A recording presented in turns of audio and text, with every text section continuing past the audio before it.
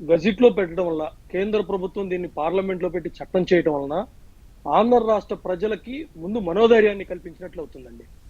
అలానే రాష్ట్రానికి రాజధాని లేదు అని బాధతో ఆనాటి ప్రభుత్వాన్ని నమ్మి రైతులు ఎవరైతే భూమి ఇచ్చారో 34,000 ఎకరాలు చిల్లర, అలానే మళ్ళీ రెండో పూలింగ్కి భూమి ఇవ్వబోతున్నారో వాళ్ళందరికీ కూడా మానసికంగా ఆత్మస్థైర్యాన్ని ఇచ్చినటువంటి పరిస్థితి ఉంటుంది.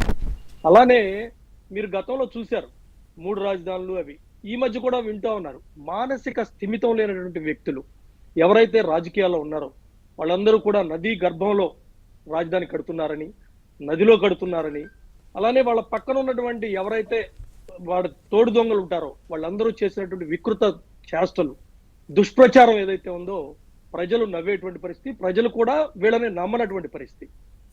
మరీ ముఖ్యంగా ఎవరైతే పెట్టుబడిదారులు ఉన్నారో ఈ రాష్ట్రానికి కానీ, ఈ రాష్ట్రానికి వచ్చేటువంటి ఇతర దేశాలు, ఇతర రాష్ట్రాల వాళ్ళు కానీ, పెట్టుబడిదారులకు కూడా ఒక నమ్మకం, ఎవరైనా రేపు అధికారం మారినా, ఇవాళ రేపు మారుతుందో లేదో తెలియదు కానీ ఇవాళ రైతులు కూడా రెండో పూలింగ్లు అడుగుతా ఉన్నారు. భవిష్యత్తులో మళ్ళీ జగన్మోహన్ రెడ్డి లాంటి దుర్మార్గుడు వస్తే మా పరిస్థితి ఏంటి అని అడుగుతున్నారు. వాటన్నిటికీ ఇది ఒక పెద్ద సమాధానం. అలానే ప్రతిసారి మనం మాట్లాడుకున్నప్పుడు ఇప్పటికి రైతుల దగ్గర నుంచి భూములు తీసుకొని 10 ఏళ్ళు అయింది, 12 ఏళ్ళు అయింది అంటున్నాం. మధ్యలో 5 సంవత్సరాలు తీవ్రమైనటువంటి ఇబ్బందులు పడ్డాం. మీరందరూ ఎన్నో రకాలుగా అందరూ రాష్ట్ర వ్యాప్తంగా ఉన్నటువంటి ఛానల్స్ కానివ్వండి, ప్రజలు కానివ్వండి సహకరించారు. ఆ దుర్మార్గపు ప్రభుత్వాన్ని పారద్రోలి మళ్ళీ కొత్తగా కూటమి ప్రభుత్వాన్ని తెచ్చుకున్నాం. ఇవాళ ఎంత తొందరగా అది చట్టంగా మారితే అంత త్వరితగతిన రాష్ట్రం అభివృద్ధి చెందుతుంది, ప్రజలు మానసికంగా ధైర్యంగా ఉంటారు. అలానే ఎవరైతే ఉద్యోగస్తులు ఉన్నారో, అలానే వ్యాపారస్తులు ఉన్నారో, వివిధ రంగాల్లో ఉన్నటువంటి వాళ్ళు, విద్యార్థులతో సహా, భవిష్యత్తు ఉన్నటువంటి పిల్లలతో సహా అందరూ కూడా ఆంధ్రప్రదేశ్లో మానసికంగా మొదట చెప్పినట్లు ఆత్మస్థైర్యంగా ఉంటారు. చట్టం చేయాల్సిన అవసరం ఉంది.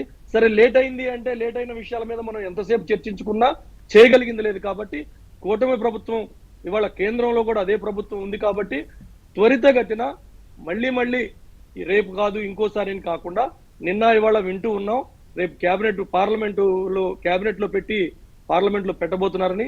చాలా సంతోషం. ఇది తొందరగా పూర్తి అవ్వాలని కోరుకుంటా ఉన్నాం.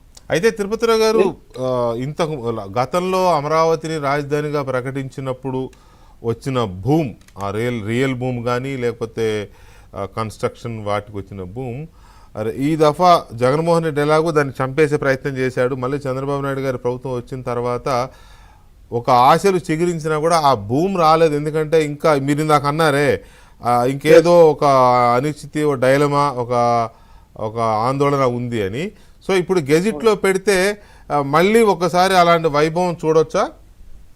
తప్పనిసరిగా అండి. ఎందుకంటే ప్రతి ఒక్కళ్ళకి మానసికంగా భయం ఉందండి, ఆందోళన ఉందండి.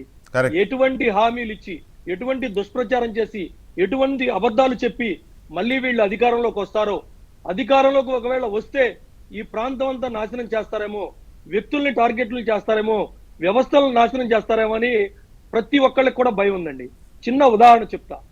ఇప్పటికీ కూడా ఆయనకు 11 సీట్లు వచ్చినప్పటికీ వాళ్ళు చేసేటువంటి దుష్ప్రచారాన్ని ఇవాళ కూటమి పార్టీ నాయకులు, మంత్రులుగా ఉన్న వ్యక్తులు కూడా తిప్పికొట్టలేనటువంటి పరిస్థితుల్లో ఇవాళ ఆంధ్రప్రదేశ్ ప్రజలు చూస్తూ ఉన్నారు. కరెక్టే, అవునా కాదా? మీరు ఆలోచించండి.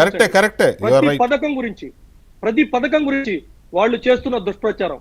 2014-19లో ఇదే ప్రభుత్వం ఎన్నో మంచి కార్యక్రమాలు చేసింది, ఎన్నో అభివృద్ధి కార్యక్రమాలు చేసింది, కానీ వాటిని చెప్పుకోలేకపోయింది. కానీ వీళ్ళు చెయ్యని తప్పుల్ని, ఎన్నో తప్పులు చేసినట్టుగా దుష్ప్రచారం చేసి వాళ్ళు విజయం సాధించారు. అలానే ఇప్పుడు కూడా వాళ్ళు పదే దుష్ప్రచారం చేస్తా ఉన్నారు. ఆ దుష్ప్రచారం మీద ఇవాళ అధికారంలో ఉన్నటువంటి మంత్రులు కానీ, కూటమి పార్టీ పెద్ద నాయకులు కానీ, చంద్రబాబు గారో లోకేష్ గారో మాట్లాడితే తప్ప ఇంకెవరూ మాట్లాడే పరిస్థితి కూడా కనపడట్లా. కారణం ఏంటి? మళ్ళీ అతను వస్తాడని ఏమన్నా భయపడుతున్నారేమో అని నేనైతే అనుకుంటా ఉన్నా. ఈవెన్ రాయలసీమ ప్రాజెక్టు గురించి కానివ్వండి, ఏదైనా తీసుకోండి, గడిచిన 18 నెలలుగా ప్రతి దాని మీద వాళ్ళు దుష్ప్రచారం చేస్తున్నారు. ప్రపంచ బ్యాంకుకి, తర్వాత ఇతర ఆర్థిక సంస్థలకి లెటర్లు రాస్తున్నారు, మెయిల్స్ పెడుతున్నారని అధికారికంగా దొరికిపోయారు కదా వాళ్ళు రెడీ హ్యాండెడ్ గా. లోన్స్ ఇవ్వద్దని అలాంటి వాళ్ళు ఎలాగైనా చేస్తారు. 2014-19లో 33,000 ఎకరాల భూమి సమీకరించారు. అవునవును. అలానే ఒక 1,200 ఎకరాల భూమిని తీసుకోవాలి, సేకరించాలి. అవును. ఎందుకు సేకరించలేకపోతున్నారు? వాళ్ళు ఏం చెప్తున్నారు? రైతులు మళ్ళీ జగన్మోహన్ రెడ్డి వేస్తే ఏం చేస్తారు, కరెక్టేలేండి, అది దానికి మీరేం వాస్తవమే. హామీ ఇస్తారు, ఇలా అడుగుతున్నారు. కరెక్టే. రైట్ తిరుపతిరావు గారు, ప్రభుత్వం- థ్యాంక్ యూ వెరీ మచ్ అండి చర్చలో పాల్గొన్నందుకు తిరుపతిరావు